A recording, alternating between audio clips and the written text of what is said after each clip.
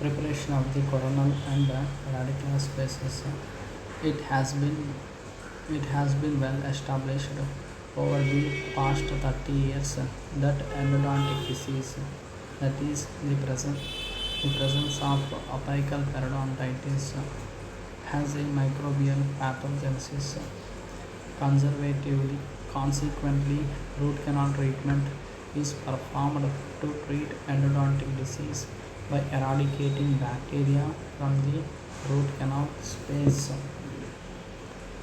It is widely accepted that disinfection and subsequent obturation of the root canal space required mechanical enlargement of the main canals, and the vast majority of techniques and instruments today are based on this objective. What is that objective? Mechanical enlargement of the root canal space for the elimination of the bacteria and for the obturation of the root canal space. Therefore, this chapter, that is the preparation of coronal and radicular spaces, will focus on the principles of preparation of coronal and radicular canal spaces. It breaks this down into two distinct steps. It breaks this down into two distinct steps. First, preparation of the coronal access cavity, and second, root canal shaping. First one is uh, coronal cavity, coronal access cavity, and second step, radicular canal shaping. Coronal access cavity preparation. The objective of the coronal access preparation is to provide a smooth, uh, free-flowing tapering channel from the orifice to the apex that allows instruments, irrigants, and medicaments to attempt cleaning and shaping of the entire length and circumference of the canal with as minimal a loss of structural integrity to the tooth as possible.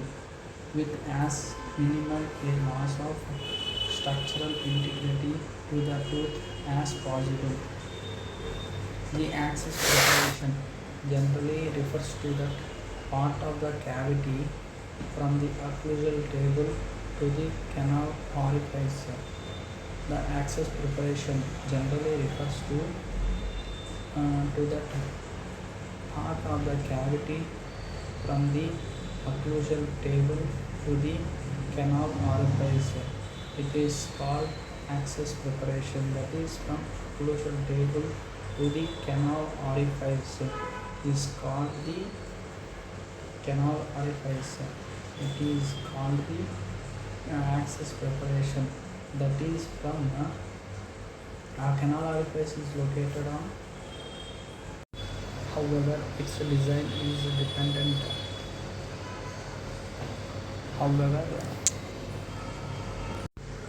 However, its design is dependent on the position and curvature of the entire length of the canal, not just the position of the orifice, and is therefore not a simple cavity. Please remember this design and its design is dependent on the position and curvature of the entire length of the canal, not just the position of the canal orifice, and is therefore not a simple cavity. In this first section on coronal access cavity preparation, the section on principles is intended for all teeth in general. The following sections will deal with the individual nuances in access preparation for each tooth. General principles include do no harm, do no harm, No practitioner performs treatment with the intent to harm, and at substandard quality thus occurs. The problem seems to stem partially from a lack of awareness and knowledge. In addition, the daily stresses within the practice environment compound this issue, and is at the stage is set for inadvertently causing harm or damage to the tooth and ultimately the patient. And the stage is set for inadvertently causing harm or damage to the tooth and ultimately the patient. To minimize the frequency of harm, clinicians may cause learning and awareness should be lifelong objectives. Learning and awareness should be lifelong objectives. A mindful practice is the objective that continuously monitors and re-evaluates results and techniques over time with introspection. A mindful practice is the objective that continuously monitors and re-evaluates results and techniques over time with introspection. Second objective of general principles includes confirmation of etiology of pulpal pathosis. Part of the objective of the access preparation is to confirm the etiology of pulpal breakdown assessed during diagnosis. The only proven etiological factors are bacterial contamination via caries, coronal leakage, under restorations, fractures, and trauma. For example, resorption, thermal, mechanical, and physical. These were the only proven etiological factors. One is bacterial contamination and the two is trauma.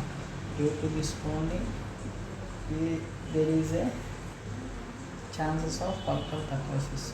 As the pulp chamber is entered, the clinician must visually inspect the state of its contents to check that it matches with the pre-operative diagnosis.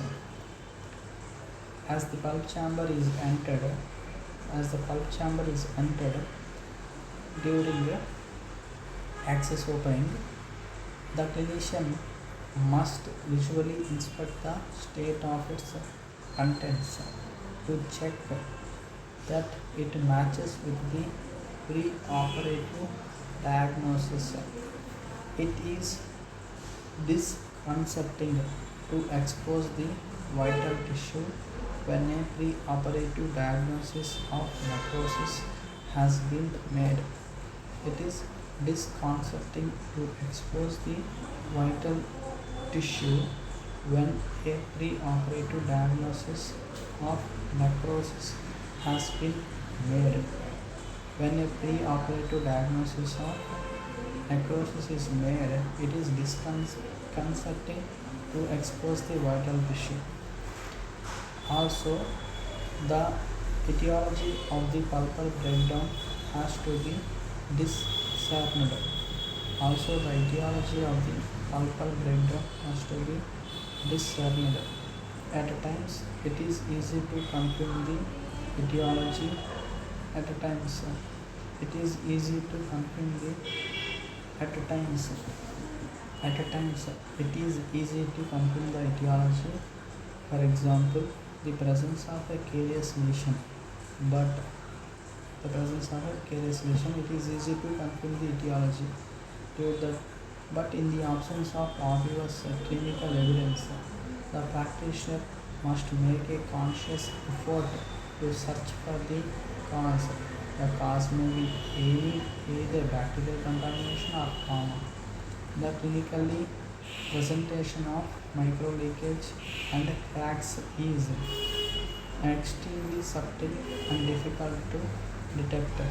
Clinically, the presentation of micro leakage and cracks is extremely subtle and difficult to detect.